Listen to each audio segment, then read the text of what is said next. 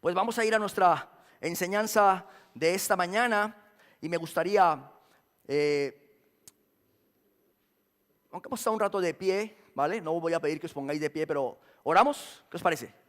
Oramos y ponemos este tiempo en manos del Señor, que el Señor nos hable con su palabra.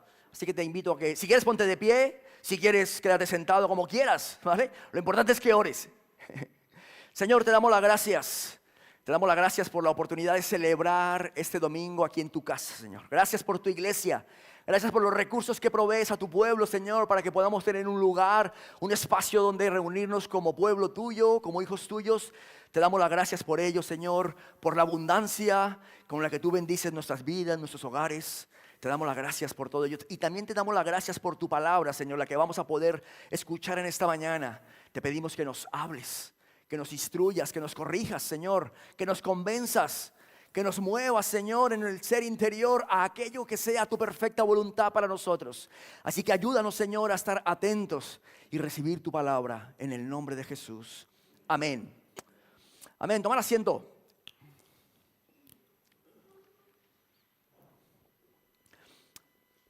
Muy bien, la semana pasada, los que estuvisteis aquí, recordaréis que estuvimos revisando los pasajes que anunciaron siglos atrás lo que se celebraba el domingo pasado, que era la entrada triunfal de Jesús en Jerusalén. Y concluimos que no podemos tomar a la ligera el reinado de Jesús como si fuera cualquier rey que vemos que sale en la tele, ¿no? Que no, que Jesús no es como cualquiera. Jesús es el único rey salvador. Jesús es el único rey justo, rey humilde. Y nadie en este mundo ha reunido ni reunirá nunca esas características. Solamente Él es el Rey de Reyes. Estuvimos hablando de esto, ¿verdad? Y hoy es el domingo de resurrección. Y he pensado que también, aunque conocemos las fechas y cuando nos hablan de estos conceptos, lo tenemos muy asumido. Que Jesús, evidentemente, hace 2000 años entregó su vida por nosotros, murió, fue sepultado y al tercer día resucitó. Y es lo que celebramos, pero quizás muchos no encajamos esos acontecimientos desde el punto de vista bíblico. Y lo que queremos es tener una fe bíblica. No una fe que se sustenta simplemente por la tradición, por cosas aprendidas en otro tiempo, sino porque sabemos que la Biblia así lo ha contemplado desde hace miles de años. Así que haremos un poco de historia, ¿vale? Con los hechos hasta ese momento de la resurrección. Nos detendremos en algunos detalles vividos por Jesús para intentar sacar algo de enseñanza práctica para nuestra vida, ¿vale? Y aunque no veremos todos los hechos que están escritos en la Biblia, sí que comentaremos algunos. En algunos nos detendremos con el propósito de poner nuestra mirada en Jesús, en su plan perfecto de salvación, en su palabra y en la maravillosa victoria que Jesús obtuvo hace 2000 años sobre la muerte y el pecado. Y algo con lo que finalizaremos es de qué manera Jesús nos hizo partícipes a nosotros de esto. Así de que te pido que estés muy atento, ¿vale? Vamos a leer la Biblia, vamos a ver pasajes del Antiguo Testamento, del Nuevo Testamento. Creo que es importante que cuando vengamos a la iglesia, pues hablemos de la palabra, leamos la palabra, profundicemos en ella. ¿Por qué? Hemos dicho este año que si queremos ser verdaderos discípulos, tenemos que guardar sus palabras, conocer sus palabras, permanecer en ellas. Y es lo que queremos hacer como iglesia. Muy bien, ¿vais a estar atentos, hermanos, hermanas? ¿Sí? Si veo a alguno durmiendo, le tiro ¿vale?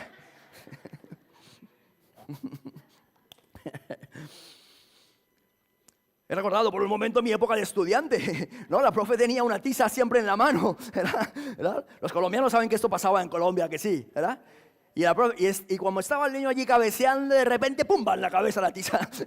Hoy en día no puedes hacer eso, ¿vale? Hoy en día te denuncian y ya, ¿verdad? Pero te ayudaba a estar atento, decía, a ver si me toca hoy, aparte del golpe, la vergüenza y la burla de todos los demás, ¿verdad? Bueno, pero no lo vamos a hacer, pero por favor, estar atentos. Muy bien, pues vamos allá, vamos a introducirnos en la palabra del Señor y a manera de introducción comentar que 1000 años antes de Jesús, en tiempo de David, el rey David, inspirado por el Espíritu Santo, ¿vale?, escribió el Salmo 22.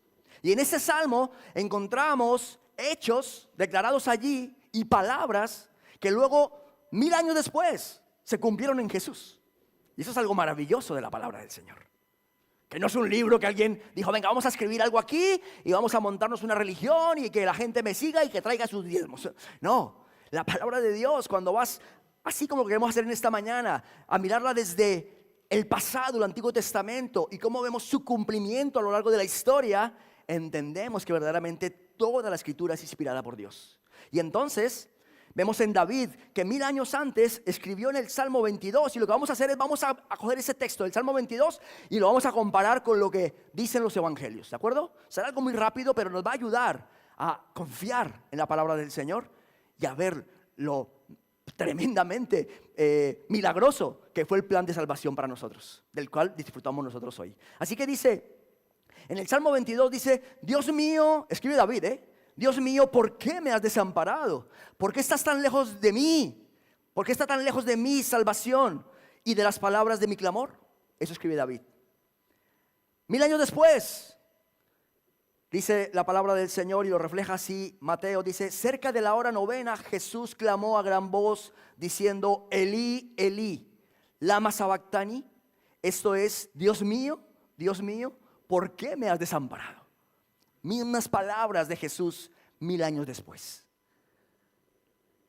Salmo 22, una vez más David dice, se encomendó a Jehová, líbrele él, sálvele, puesto que en él se complacía.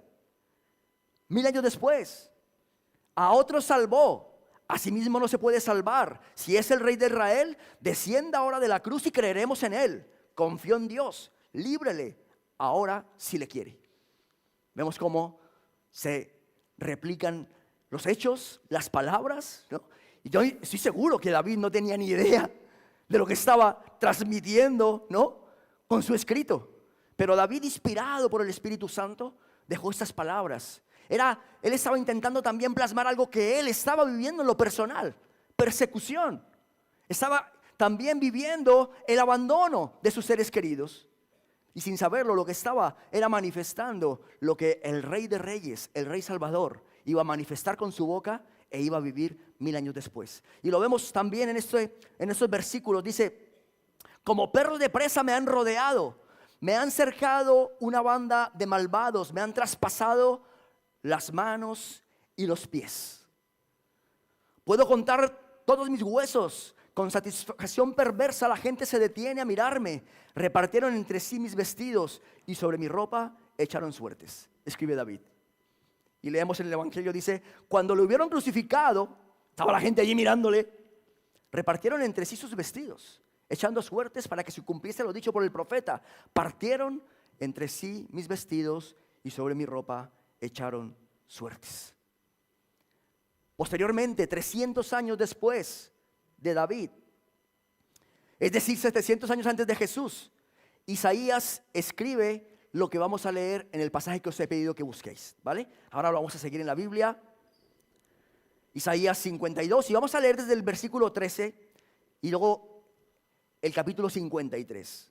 Está titulado Sufrimientos del siervo de Jehová. Dice, he aquí que mi siervo será prosperado, será engrandecido y exaltado y será puesto muy alto. Como se asombraron de ti muchos, de tal manera que fue desfigurado de los hombres su parecer, y su hermosura más que la de los hijos de los hombres.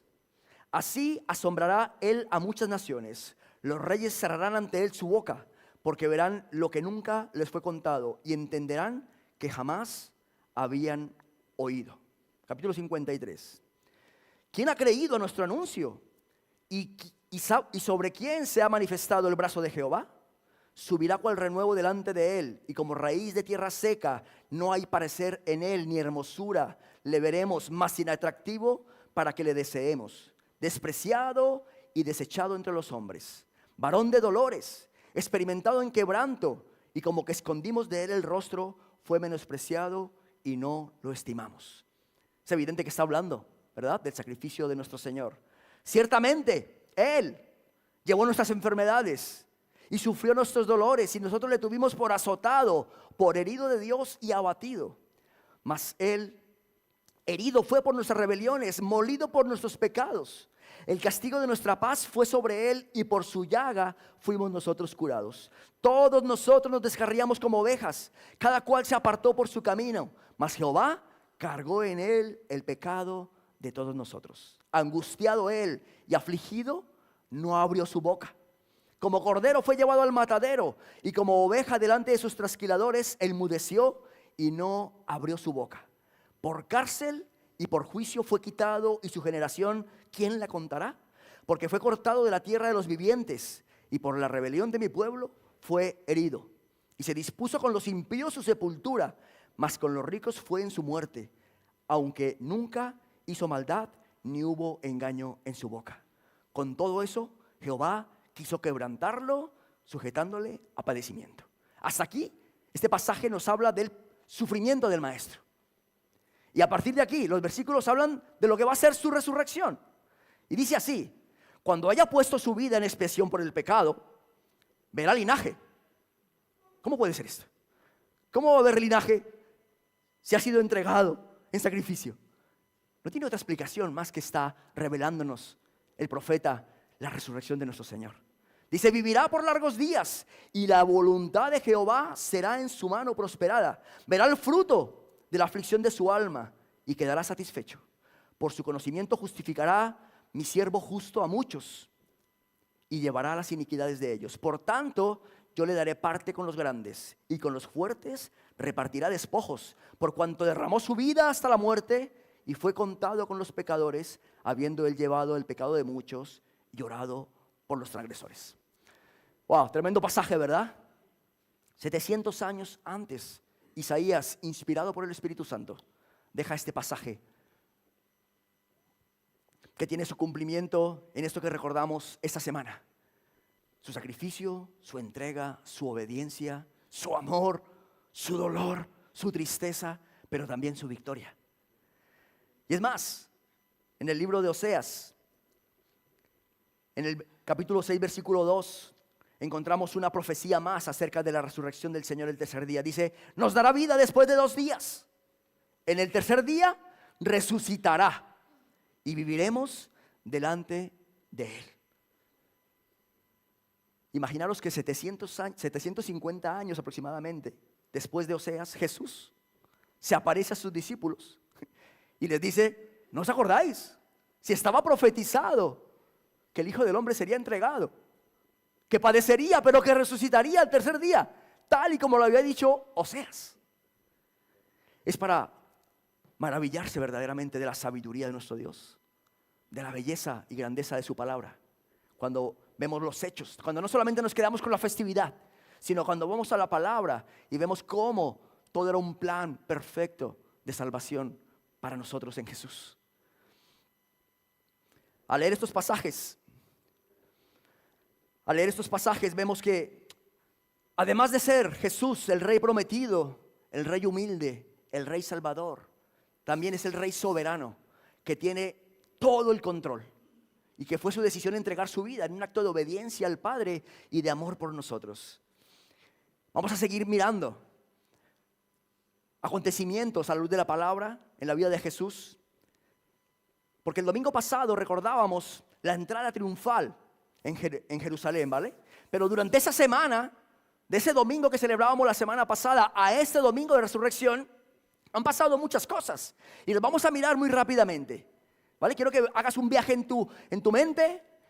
La semana pasada nos imaginábamos a Jesús entrando, sentado en el borrico, ¿verdad? Y la gente celebrándole con las palmas, cantándole, Hosana. ¿Y qué ha pasado durante esta semana?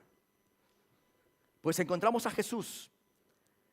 Según dicen los evangelios de Mateo y Marcos, dice que el lunes, aparentemente el lunes, Jesús va de camino a Jerusalén, tiene hambre y entonces se acerca a una higuera para ver si encontraba higos. Y resulta que la higuera no tenía nada, era una higuera estéril. Y conocemos este pasaje como la maldición de la higuera, ¿verdad? Esto sucede mientras Jesús se va desplazando con sus discípulos hacia el templo, y tan solo para que nos ayude a recordar este momento al que hacemos referencia, quiero leer estos versículos que están registrados en Marcos. Dice: Jesús se dirige a sus discípulos después de maldecir la higuera y les dice: y cuando estéis orando, perdonad si tenéis algo contra alguno, para que también vuestro Padre que está en los cielos os perdone a vosotros vuestras ofensas, porque si vosotros no perdonáis, tampoco vuestro Padre que está en los cielos os perdonará vuestras ofensas, dijo Jesús. Es interesante porque Jesús no pierde oportunidad para enseñar. Se acerca a buscar algo de comida, no hay comida, le dice a la higuera, nunca encuentre nadie nada, fruto en ti. Como conocemos la historia, la higuera se secó. Pero Jesús aprovecha este momento para dar una enseñanza a sus discípulos maravillosa y luego hablaremos más de ello. Muy bien, entra Jesús en Jerusalén y se encuentra que el templo se ha convertido en un patio para comerciantes, ¿verdad? Y sucede lo que conocemos como la purificación del templo. Así lo registra Lucas. Dice, entrando en el templo, comenzó a echar fuera a todos los que vendían y compraban en él, diciéndoles, escrito está, mi casa es casa de oración. Mas vosotros la habéis convertido, la habéis hecho cueva de ladrones. Y enseñaba cada día en el templo, pero los principales sacerdotes, los escribas y los principales del pueblo procuraban matarle. Y no hallaban nada que pudieran hacerle porque todo el pueblo estaba suspenso oyéndole. Así que entra Jesús en el templo, como dice la historia, allí se había convertido aquello en un sitio de comercio y Jesús pues reprende duramente aquel comportamiento y denuncia la corrupción religiosa. Imaginaros, está preparando el terreno bien Jesús, ¿no? Para que lo quieran, ¿verdad? Se está preparando todo, ¿verdad? Jesús sabe exactamente a qué ha ido a Jerusalén. Él conoce perfectamente el plan del Padre. Y todo esto sucede para dar cumplimiento precisamente a lo establecido siglos atrás sobre su vida. Y Jesús especialmente les recuerda el respeto que deben tener por la casa del Señor. Mi casa es casa de oración. Llega el martes, así que Jesús se pasa el día en el templo, ¿verdad? Viviendo aquella situación de tensión. Se pasa la mañana enseñando a sus discípulos y llega el martes. Y ese es un día intenso en la vida de Jesús en cuanto a enseñanzas. Pasa todo el día enseñando temas importantes, tiene grandes confrontaciones con los importantes debates con los fariseos y los líderes religiosos. Enseña acerca de la resurrección, de las señales antes del fin, acerca de que hay que pagar los impuestos, al César lo que es del César, a Dios lo que es de Dios, ¿verdad? Y todo eso está preparando el ambiente para lo que va a suceder el miércoles. ¿Sabéis qué sucede? Curiosamente la Biblia no registra nada de la vida de Jesús el miércoles, pero sí registra que ese es el día en el que surge la traición. Es el día en el que Judas acuerda entregar a Jesús. Y por fin el jueves. Llegamos al jueves santo. Y ese es el último día de Jesús con sus discípulos. Me parece entrañable este día. Es el último día que Jesús va a compartir con los más cercanos para él. Ese día es el día de la última cena. Es el día que lava los pies a sus discípulos para dar un ejemplo de servicio, un principio de autoridad en el reino. Anuncia la negación de Pedro, ¿verdad? Y ya entrada la noche Jesús se va con sus discípulos a Getsemaní. Y allí ora.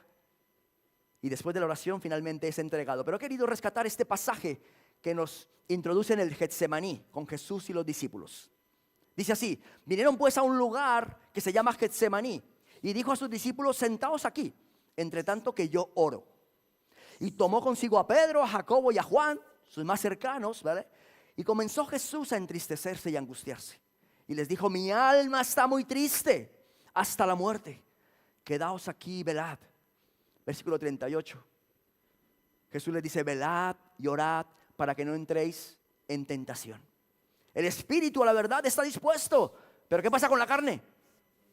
Que es débil, ¿verdad?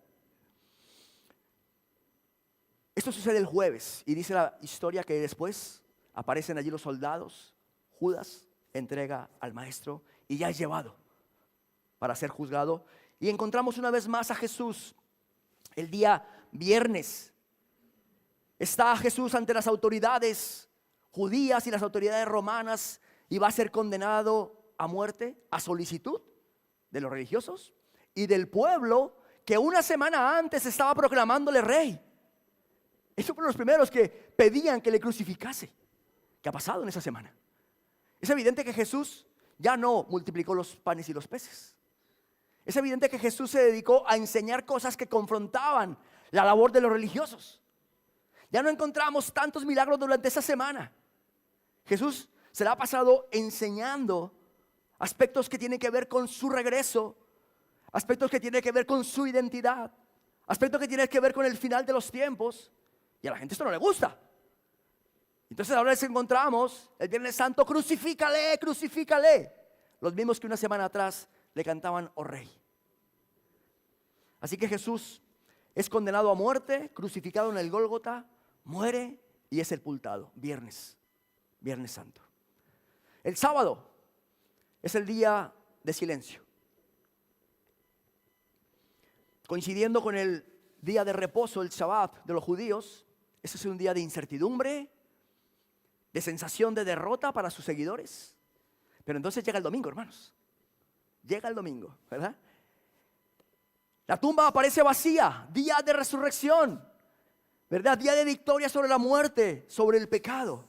Jesús resucita y aparece a sus discípulos. Y me he detenido en esos momentos en los que he leído unos pasajes, y yo no sé quién de vosotros ha estado muy atento, pero yo he resaltado algunas cosas en esos versículos.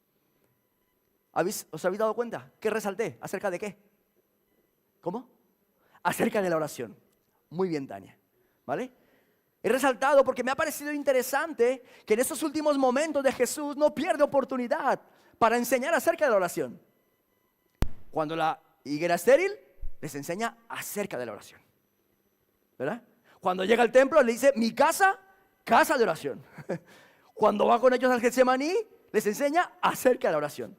Así que yo he dicho, creo que tenemos algo que aprender aquí, práctico para nuestras vidas, y quiero que hablemos por un momento de la oración. La oración. Vamos a ver 3 consejos muy rápidos acerca de la oración. Y el primero de ellos dice, y cuando estáis orando, le dice Jesús a tus discípulos, perdonad si tenéis algo en contra de alguno. Y eso yo le he titulado, la oración eficaz requiere estar en paz con los demás. Les dice Jesús, porque si vosotros no perdonáis, tampoco vuestro Padre que está en los cielos os perdonará vuestras ofensas. Pedro más adelante en una de sus cartas escribe, a los maridos les dice que para que sus oraciones no sean estorbadas, deben vivir sabiamente con sus esposas, tratándolas con cariño y con delicadeza. Dice, ¿por qué? Porque no puedes pretender tener una muy buena relación con Dios, una vida de ferviente oración, si tu relación con tu pareja no es la adecuada. No puedes pretender recibir respuestas maravillosas, poderosas de parte de Dios, si tú tienes conflictos con tus hermanos.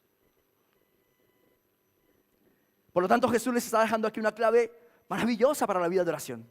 La oración eficaz requiere estar en paz con los demás. Una más. Mi casa es casa de oración. Y esto yo le he titulado, la oración es responsabilidad de todos. Como bien hemos leído, aquello se había desvirtuado, el templo, se hacía cualquier otra cosa menos la vida de oración. Que este lugar, hermanos, sea casa de oración es responsabilidad de todos. Lo que hace que este lugar sea la iglesia es que somos la familia de Dios. Somos sus hijos, somos su cuerpo, somos su iglesia. Si nosotros no entramos en este lugar, esto es un edificio vacío, es un edificio en el que se puede hacer cualquier otra cosa. Podemos montar una cafetería, ¿verdad? Podemos montar un salón de juegos, pero que este lugar sea casa de oración, y eso nos afecta a todos, es que nosotros seamos personas de oración. Y que cuando estemos en este lugar, cada uno de nosotros seamos una llama encendida en oración. Y entonces es casa de oración. ¿Tiene sentido para vosotros esto? En aquel entonces, el enfoque estuvo en el templo, en cómo se había perdido el enfoque del lugar, el uso del lugar. Y Jesús lo reprendió duramente. Pero sabemos que 70 años después de Jesús el templo fue destruido. Pero se quedó la oración para sus discípulos. Así que la oración es responsabilidad de todos. Somos la iglesia del Señor, las personas que Él redimió. Por lo tanto, nosotros tenemos libertad completo acceso al trono de la gracia para hallar el oportuno socorro en la presencia del Señor. Aquí podemos tener actividades como comidas que fortalecen la unidad entre nosotros, lo hemos hecho muchas veces. A veces hacemos juegos, vemos alguna película que nos ayude a fortalecer algún principio o valor bíblico. Pero tenemos que tener en cuenta que este lugar, sea casa de oración, tiene que ver con que cada uno de nosotros mantenemos una vida activa de oración. Y si no, es cualquier lugar. Y cuidado, corremos el riesgo de convertir esto en cualquier otra cosa, que no sea aquello que el Señor pensó que tendría que ser, casa de oración. Hoy, por ejemplo, decíamos, vamos a tener un rastrillo al finalizar para vender algunas cosas y recoger algo de dinero. Es una cosa puntual, pero que esto no nos haga pensar o creer que el verdadero propósito de venir a este lugar no es adorar a nuestro Dios. No es que Él sea el centro de nuestra admiración, de nuestra alabanza, de nuestra adoración, que su palabra, ¿no?, es la que verdaderamente venimos a buscar a este lugar. Y que cuando vengamos a este lugar, cada uno lleno de la presencia del Señor, sea esto, casa de oración al Padre. Un consejo más. Dice Jesús, velad y orad para que no entréis en tentación. El espíritu, la verdad, ¿qué dice? Está dispuesto, pero la carne es débil. La oración es vital para vencer la carne. Jesús les dijo, mi alma está muy triste hasta la muerte. Quedaos aquí y velad. Jesús está viviendo su momento más difícil. ¿Y qué hizo? Buscó la fortaleza en la oración. Como hombre, Jesús experimentó tristeza, angustia, dolor, tentación, desencanto, frustración. Y siempre acudió a la presencia del Padre para hallar fortaleza. ¿Cuánto más nosotros? Que nuestra carne sí sabe lo que es el pecado. ¿Cuánto más nosotros necesitamos la vida de oración? Si lo vemos constantemente en Jesús, que no conoció pecado, que vivió apartado para agradar al Padre. ¿Cuánto más nosotros necesitamos fortalecer nuestra vida de oración para poder tener la carne en sujeción? Nuestra vieja naturaleza ahí, sometida. Si queremos tener una vida victoriosa en Cristo, hermanos, debemos cuidar la vida de oración. Como iglesia siempre estamos pensando en espacios que nos permitan promover la oración. Lo sabéis muy bien, tenemos ayuno, tenemos vigilia, tenemos culto de oración. Si te está costando mucho tener tu vida de oración personal, haz el esfuerzo, acércate un día para acá. Se te puede encender algo en tu interior. Hace muchos años estábamos viviendo con mi esposa uno de los momentos más difíciles de nuestra vida. Teníamos a nuestra hija ingresada en el hospital, estaba en cuidados intensivos y solo nos dejaban entrar por pocos periodos de tiempo a estar con ella. Más o menos 3 o 4 horas al día no nos dejaban estar porque tenían que, limpiar la sala, desinfectar la sala, ¿no? Entonces cerraban, dejaban solamente los niños que estaban ingresados y la gente, todos los padres estábamos fuera. Y recuerdo, estamos pasando uno de los momentos más difíciles en nuestra vida, de espera, de incertidumbre, de tristeza, de dolor. Y recuerdo que nos sacaron y recordamos que en nuestra iglesia había culto de oración ese día, esa mañana. Y le dije a mi esposa, vámonos al culto de oración. ¿Nos da tiempo? Vamos y volvemos. No sabéis lo que el Señor tenía preparado para nosotros allí. Muy bien, pero volvamos a nuestro tema central. Me pareció muy interesante cuando leía yo toda esta historia de la última semana de Jesús. Saltaba en mi corazón ese enfoque que tenía Jesús en la oración. Y dije, creo que esto es para compartirlo a la congregación. Realmente solo quería hablar de la resurrección. Pero al leer los pasajes y ver todo lo sucedido, saltaba en mi corazón la vida de oración, la importancia de la oración en la vida de Jesús. Y cómo no desaprovechó un momento para reforzarlo hasta el último momento de su caminar en este planeta, la oración. Pero volvamos, hermanos, a nuestro tema de esta mañana. Escribe Pablo, pasados muchos años después de aquella semana en Jerusalén, escribe Pablo así, dice, porque primeramente os he enseñado lo que asimismo recibí, que Cristo murió por nuestros pecados conforme a las Escrituras, que fue sepultado y que resucitó el tercer día conforme a las Escrituras. Pablo registra los acontecimientos, la muerte, la resurrección del Señor en su primera carta a los Corintios y destaca que todo esto sucedió para que se cumpliesen las Escrituras, como ya hemos visto. Por eso es tan importante, queridos hermanos, que si alguien te viene con alguna enseñanza, con alguna idea nueva, contrástala a la luz de las Escrituras. No vivamos solamente por lo que otros vivieron, por la enseñanza que otros recibieron. Ve a las Escrituras. Contrasta que lo que se te está enseñando, lo que se te está diciendo, es conforme a las Escrituras. Y así nos lo deja ver Pablo. Dice, todo lo que sucedió, su muerte, su sepultura, su crucifixión y su resurrección, ha sido todo conforme a las Escrituras. Y todo lo vivido por Jesús es de vital importancia para nosotros como creyentes, hermanos. ¿Por qué? ¿Por qué tenemos que conocerlo? Porque determina quiénes somos y para qué estamos aquí. Y que absolutamente todo cuanto vivió el Maestro lo hizo pensando en nosotros, en hacernos a nosotros partícipes de su victoria. Por eso he titulado este pasaje, esta enseñanza, Victoriosos. Y he cogido un par de versículos de Romanos para, en esta parte final, ver cómo todo el plan, todo esto que se desarrolló allí en Jerusalén, como hemos visto, conforme a las Escrituras de miles de años atrás, ¿verdad?, tenía que ver con nosotros. Escribe así Pablo en su carta a los Romanos. Dice, porque somos sepultados juntamente con Él para muerte por el bautismo, a fin de que como Cristo resucitó de los muertos por la gloria del Padre, así también nosotros andemos en vida nueva. Porque fuimos plantados juntamente con Él en la semejanza de su muerte, así también lo seremos en la de su resurrección, sabiendo esto, que nuestro viejo hombre fue crucificado juntamente con Él, para que el cuerpo del pecado sea destruido, a fin de que no sirvamos más al pecado. ¿Qué destaca este pasaje? Juntamente con Él. Dice Pablo que hemos sido sepultados juntamente con Él. El domingo pasado, al finalizar la reunión, tuve oportunidad de hablar con unas chicas que se quieren bautizar, me manifestaban su deseo de bautizarse. Y muy brevemente intenté explicarles, ¿no?, por qué debemos bautizarnos cuando ya tenemos capacidad de decisión.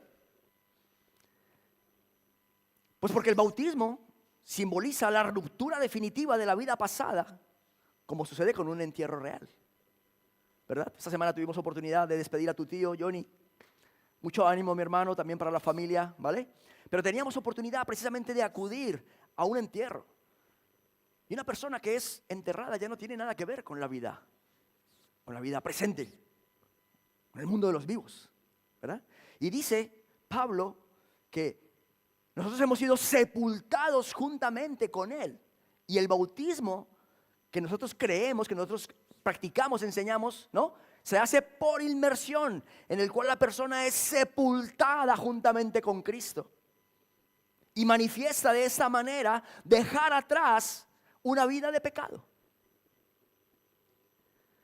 Así que ser sepultado con Cristo, juntamente con Cristo, implica que el creyente ya no está bajo el dominio del pecado. El pecado ya no define su vida. Y por eso es importante entender lo que hacemos cuando nos bautizamos. Y que has decidido ya no dar lugar al pecado en tu vida.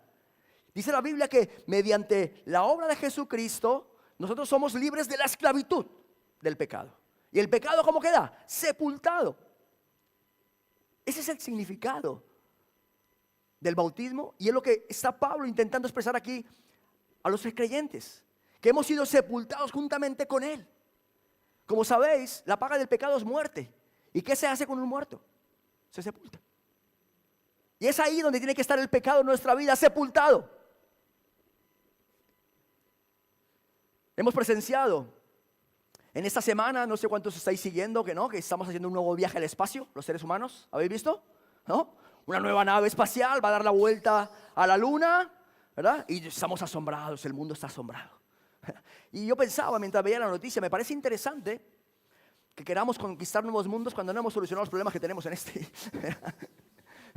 Y estamos queriendo ir a otro lugar cuando no hemos conseguido traer soluciones a los problemas básicos aquí donde estamos. Y simplemente porque los seres humanos no hemos querido entender que nuestro verdadero problema es el pecado. Y que allá donde vayamos, si llegamos a hacer una estación en la luna para luego ir a Marte, allá va a estar el pecado. Por lo tanto, el problema seguirá siendo el mismo. Habrás cambiado de terreno donde pongas tus pies, pero el problema seguirá estando ahí. Se llama pecado. Por lo tanto, dice la Biblia que no necesitamos huir de este planeta, ¿verdad? Ni encontrar otras opciones mejores, sino solucionar el problema. Y la solución siempre será la misma allí donde estés. Se llama Jesús. Él tenía el poder para sepultar el pecado. Por eso dice la Biblia, lo hemos leído en Isaías, que el Padre cargó todo nuestro pecado sobre él. Y fue sepultado. Pero tenemos que creerlo, hermanos. Creerlo, que realmente ya el pecado no tiene autoridad sobre nuestra vida. Y que podemos vivir alejados del pecado. Eso forma parte de nuestra nueva identidad en Cristo. Hemos sido sepultados juntamente con Él. Y sigue diciendo Pablo en el versículo 6, dice, sabiendo esto, que nuestro viejo hombre fue crucificado juntamente con Él. Sepultados y crucificados juntamente con Él, para que el cuerpo del pecado sea destruido. ¿A fin de qué? De que ya no sirvamos más al pecado. Lo que viene a decir Pablo es que debemos evitar dar gusto a la vieja naturaleza. Es lo que Jesús dijo. Si quieres seguirme, toma tu cruz cada día y sígueme. No se refería a los problemas de la vida. No se refería a las situaciones que vamos a tener que vivir. No se refería a eso. Se refería a negarnos a los deseos de nuestra vieja naturaleza, que estén crucificados. Toma tu cruz cada día. Crucifica a diario el viejo hombre. ¿Recordáis la enseñanza que acabamos de hacer acerca de la oración? Velad y orad para que no entréis en tentación. La oración nos ayuda a vencer la carne, la vieja naturaleza, las pasiones y los deseos pecaminosos. La oración, la palabra, la intimidad con Dios, el servicio al Señor. Pablo lo resumió mejor todavía, si cabe, en su carta a los Gálatas dijo, pero los que son de Cristo han crucificado la carne con sus pasiones y deseos. Así tiene que estar nuestras pasiones y nuestros deseos, crucificados juntamente con Cristo. Por lo tanto, Jesús, todo cuanto hizo por nosotros fue para darnos una victoria sobre el pecado, sobre nuestra pecaminosidad, nuestra vieja naturaleza. Y luego dice, el pasaje que hemos leído dice, a fin de que como Cristo resucitó de los muertos por la gloria del Padre, así también nosotros andemos en nueva vida. Resucitados juntamente con Él. Y me imagino que el más tiquismiquis dirá, no, pero no dice así el versículo. ¿Verdad? No dice resucitados juntamente con Él. Bueno, sí que dice que así como Cristo resucitó de los muertos, también nosotros andemos en nueva vida. Pero bueno, para los más exigentes me he buscado otro versículo, Efesios 2:6, que dice así, juntamente con Él nos resucitó y asimismo nos hizo sentar en los lugares celestiales con Cristo Jesús. Por lo tanto, la Biblia sostiene que estamos unidos a Cristo y que separados de Él nada podemos hacer. Hemos sido sepultados juntamente con Él, crucificados juntamente con Él y resucitados juntamente con Él. ¿Hay otra forma de estar más unido a alguien, hermanos? No hay forma de estar más unido a Él. Si tú decidiste entregar tu corazón a Cristo, tu condición es esta. Estás unido a Él. Has nacido de nuevo. El pecado no tiene autoridad sobre tu vida. Cualquier hábito, cualquier comportamiento que tú detectes que no es conforme a la voluntad de Dios, tú la puedes erradicar de tu vida. No por tus méritos, porque Cristo ya sepultó el pecado hace 2000 años. Él lo hizo todo para que estuviésemos con Él. Si alguno está en Cristo, nueva criatura es. Ha nacido de nuevo. Está muerto al pecado y a sus consecuencias. ¿Cuál es el reto para nosotros? Él ya hizo todo para que estuviésemos unidos a Él. ¿Cuál es el reto para nosotros? Permanecer. Permaneced en mí, permaneced en mis palabras, permaneced en mi amor. Palabras de Jesús a sus discípulos. La unión del creyente con Cristo en toda su obra, muerte, sepultura y resurrección determina para qué estamos aquí. Para vivir libres, muertos al pecado. ¿Para qué más estamos aquí? Para tomar cada día nuestra cruz, confiados de que nuestra vieja naturaleza ya ha sido crucificada juntamente con Él. Estamos aquí para caminar en vida nueva, pues hemos resucitado juntamente con Él. Yo no sé cómo afecta eso a tu corazón, hermano. Pero creo que lo primero que debe suceder en nuestros corazones es una gratitud tan grande al Señor, admiración. Esta semana en el culto de oración orábamos y entonábamos una canción que recuerda precisamente la obra del Señor para darnos salvación. Una canción muy antigua que se titula Gracias. Y mientras adorábamos al Señor, yo estaba ahí en mi tiempo de oración y lo que vino a mi corazón fue decirle al Señor: me parece tan pequeña esta palabra, Señor, para lo que tú has hecho por nosotros. Es tan pequeñita esa palabra gracias, que se queda corta si pensamos en lo grande de tu obra por nosotros. Sepultados juntamente con Él, crucificados juntamente con Él y resucitados juntamente con Él. Así que estamos aquí, hermanos, para caminar de otra manera. Por favor, pasad los músicos.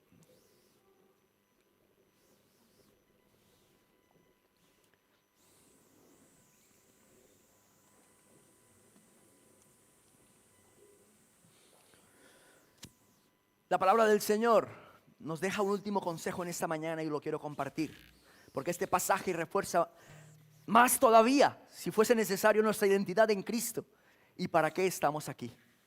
Mirad este pasaje. Colosenses 3 dice: si pues habéis resucitado con Cristo, ¿sí, no?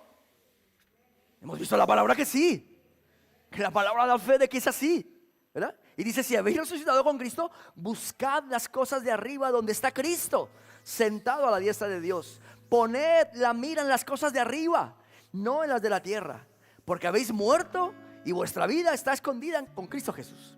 ¡Wow! ¡Qué pasaje! ¡Qué pasaje! ¿Verdad? El Señor nos ha hecho partícipes de su victoria, hermanos. Dice la Biblia que Él, por el gozo que venía después de la cruz, soportó el oprobio y se sentó a la diestra del trono de Dios. ¿Cuál es el reto para nosotros? Poner nuestra mira en las cosas de arriba. ¿Cómo experimentó Jesús? Tristeza, dolor, angustia. Padre, si es posible, pasa de mí esta copa, pero no se haga mi voluntad, sino la tuya. Su mirada estaba puesta en las cosas de arriba. Sabía que lo que venía después era mucho mejor, aunque aquí tuviese que experimentar padecimientos. Nuestro reto: yo no sé la situación que estés pasando, de tristeza, de angustia, de preocupación, de enfermedad. Haz el esfuerzo y pon tu mirada en las cosas de arriba. Lo que está por venir gracias a su obra redentora es mucho mejor, hermanos. Él hizo todo lo que necesitábamos y nos incluyó para darnos esa victoria. ¿Qué te parece? ¿Por qué no nos ponemos en pie?